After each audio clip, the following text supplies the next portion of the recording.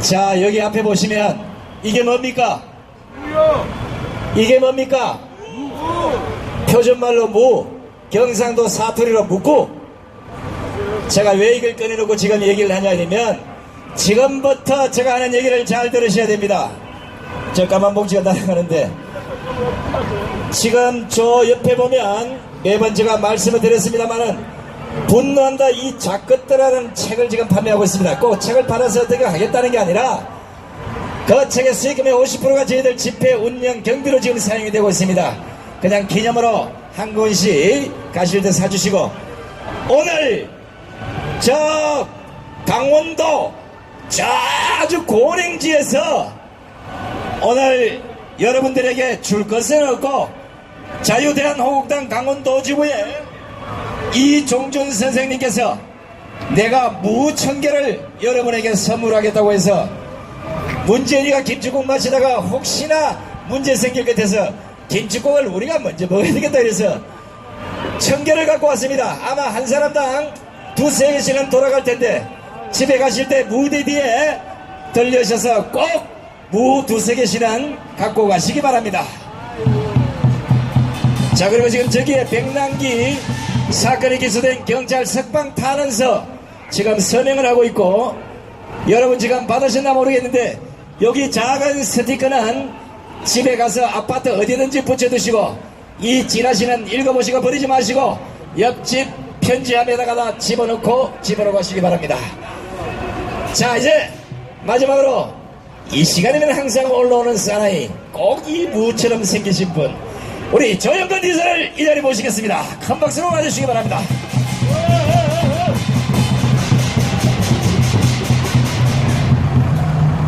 자, 여러분,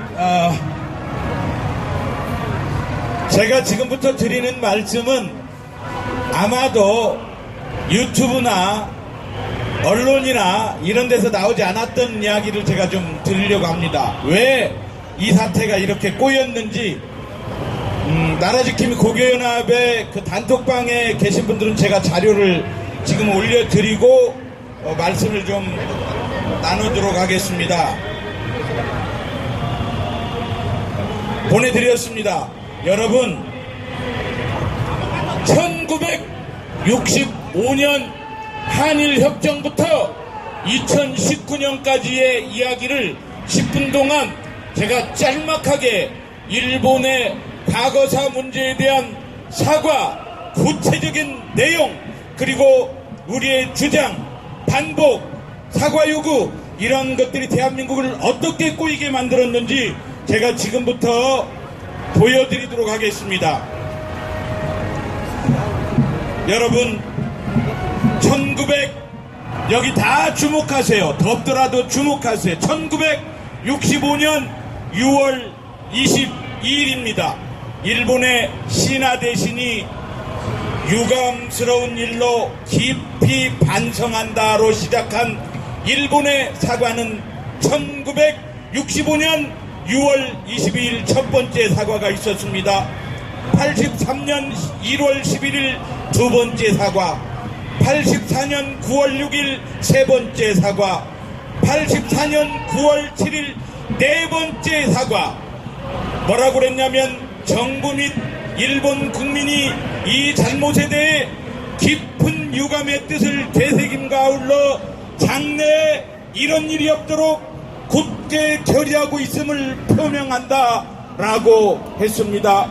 다섯 번째, 90년 5월 24일, 여섯 번째, 90년 5월 24일, 바로 가이유 도시키 총리입니다. 믿기 어려운 고난과 슬픔을 체험하신 데 대해 겸허히 반성하고 솔직히 사죄를 드리고자 합니다. 이게 여섯 번째 사과입니다. 90년도입니다. 일곱 번째 사과입니다. 91년도. 과거를 잊지 않고 그 반성을 현재에 살리겠다고 했습니다. 여덟 번째 사과입니다. 그간 한반도의 여러분들이 우리나라의 행위에 참기 어려운 고통과 슬픔을 체험했다는 것, 그래서 반성의 뜻과 사과의 기분을 표명한다. 종군 위안부 문제를 처음으로 이때 사과했습니다. 참으로 죄송하게 생각하고 있다. 누가 그랬느냐? 총리가 그랬습니다. 9번째 사과입니다. 92년 7월 6일입니다. 여러분, 이때쯤 되면 그만해 소리가 여러분들한테 나와야 됩니다. 9번째 사과입니다. 그만해 하십시오. 그만해. 9번째 사과입니다. 그런데 또 사과를 요구하니까 일본은 또 사과를 합니다.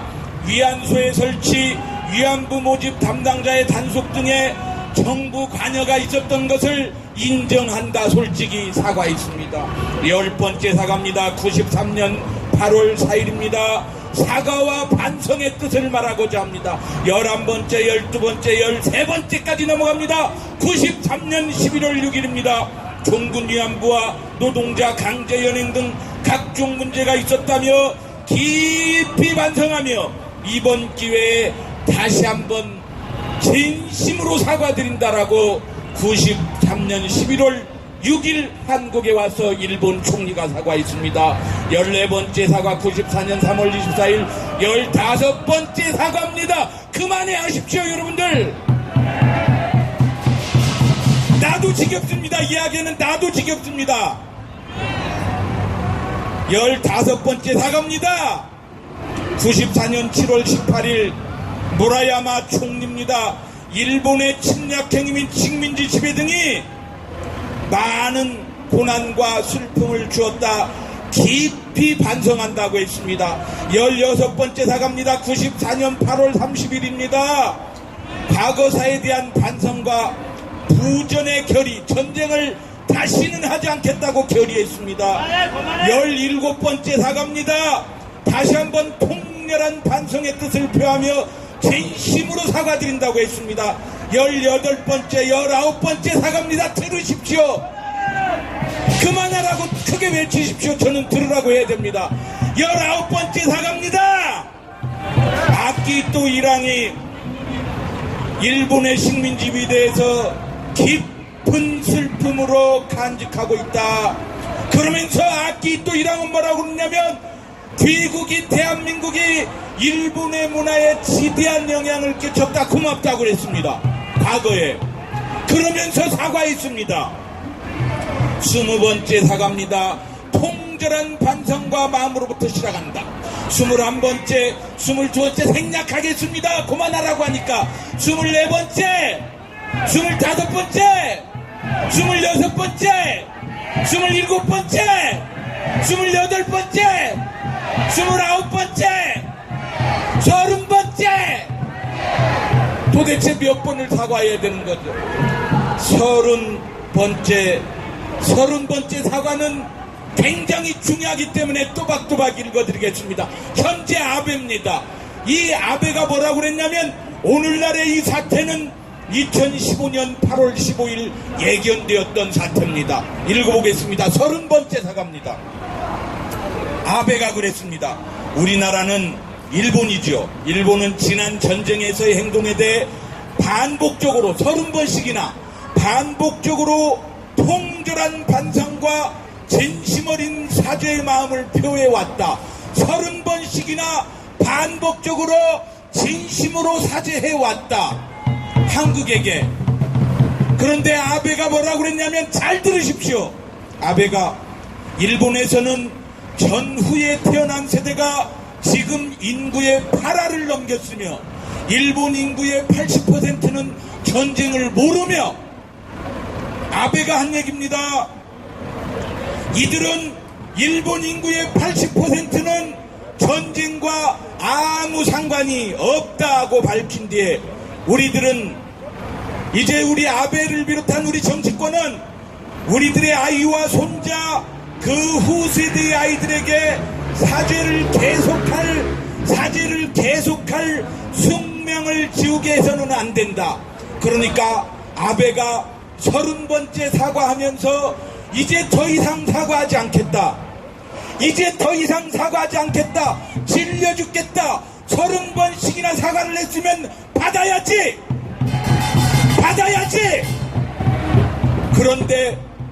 그런데 박근혜 정부는 취임하면서 2013년 2월 취임하면서 아베를 향해서 또 요구합니다. 문서로 사과해. 문서로 사과해. 그리고 위안부한테는 민간 돈 주지마. 일본 정부 돈으로 줘. 이게 정대협 정신대 문제 대책협의회, 정신대와 위안부도 구분 못하는 단체 정대협이라는 작자들이 위안부 문제를 다루면서 위안부와 종군 위안부와 근로 정신대도 구분 못하는 정신 나간 사람들이 또 사과를 요구합니다. 문서로 사과를 요구합니다. 일본 정부 돈으로 돌라고 합니다. 그러니까 박근혜 대통령은 3년 동안 아베하고 악수도 안 하고 눈길도 안 주고 하면서 정대비 이야기를 다 들어서 드디어 2015년 12월 28일 날 문서로 합의를 했고 일본 정부 돈으로 우리 돈 100억 원이 왔습니다. 그러면 다의 근본은 정신대를 종군 위안부와 구분도 못하는 것들 정대협이라고 하는 작자들이 만든 근본적인 사태입니다. 그런데 대한민국 정치권은 이 근본적인 문제를 알지 못하고 그들을 부정하지 못하고 비난하지 못하면서 만약 그들을 비난하면 친일파 소리를 들을까봐 꼼짝을 못하고 있는 것, 그것이 이 사태를 꼬이게 만든 겁니다. 이제 우리가 나서서 일본에게 사과 그만해! 따라서 합시다. 사과 그만해! 사과 그만해! 31번 했으면 된 겁니다. 맞지 않습니까, 여러분? 그런데 또 사과하라고 그러고 종군 위안부로 참여했던 할머니들에게 존엄한 인권을 보장하려면 그들에게 일본이 31번씩이나 사과했다고 하는 말을 듣고 눈을 감게 하는 게 그들의 인권을 위하는 것이지, 종군 위안부로 참여했던 할머니들이 일본이 아직도 사과를 못했다 돈을 품고 돌아가시게 하는 게 그들의 인권을 위한 겁니까, 여러분? 정신대 문제 대책협의회 정대협이라고 하는 작자들 똑바로 들어라. 몇 되지 않은 위안부 할머니들이 돌아가실 때 일본이 31번씩이나 사과했다라는 사실, 그래서 마음의 위안을 얻고 그렇게 돌아가시도록 하는 게 그들의 진정한 인권을 위하는 것이라고 하는 그런 외침을 광장에서 해야 대한민국이 바로 사는 겁니다, 여러분. 그래서 분노한다, 이 잡것들아. 너희들 행위에 나라가 무너지고 있다. 분노한다, 이 잡것들아. 따라서 합시다. 분노한다, 이 잡것들아. 그래서 저희가 저 책을 만들었어요. 이런 내용을 담아서 분노한다, 이 잡것들아. 여러분 보라고 만든 책 아닙니다. 글씨가 깨알같이 작아요. 19, 20, 23살 청년들 보라고 만든 책입니다. 청년들 책상 위에 한 것만 올려주면 한 페이지만 봐도 아이들 생각이 달라지도록 만든 겁니다. 아시겠습니까, 여러분? 분노한다, 이 잡것들아. 8월 15일 날 여기에 문재인 하야 촉구 1000만 서명인을 하는 사람들과 함께 우리 반대한민국 세력 축출연대가 25,000명이 여기에 운집할 겁니다. 그러나 태극기의 물결은 행사는 따로 하더라도 태극기의 물결로 반대한민국 세력을 물리치겠다고 하는 한 뜻은 같습니다, 여러분. 행진도 같이 할 거고요. 뜻을 모아서 내년 총선까지 밀고 가서 반대한민국 세력을 이 땅에서 완전히 몰아내야 되지 않겠습니까, 여러분? 여기에 모입시다. 모여서 8월 15일 날 문재인 정권을 끌어내립시다. 우리의 각오를 가지고 끌어냅시다. 그날 또 8월 15일 날 사랑의 선물이라고 하는 북한 인권 영화를 영화 극장에서 개봉을 합니다. 여러분, 북한에서 있었던 실제 실화를 바탕으로 만들어진 영화 사랑의 선물을 여러분이 5시에 보시고 명동에서, 그리고 7시에는 전대협 청년들이 또 여기서 집회를 합니다. 하루 종일 우리 8월 15일 날 똘똘 뭉쳐서 문재인 정권을 끌어냅시다. 여러분 고맙습니다. 고맙습니다.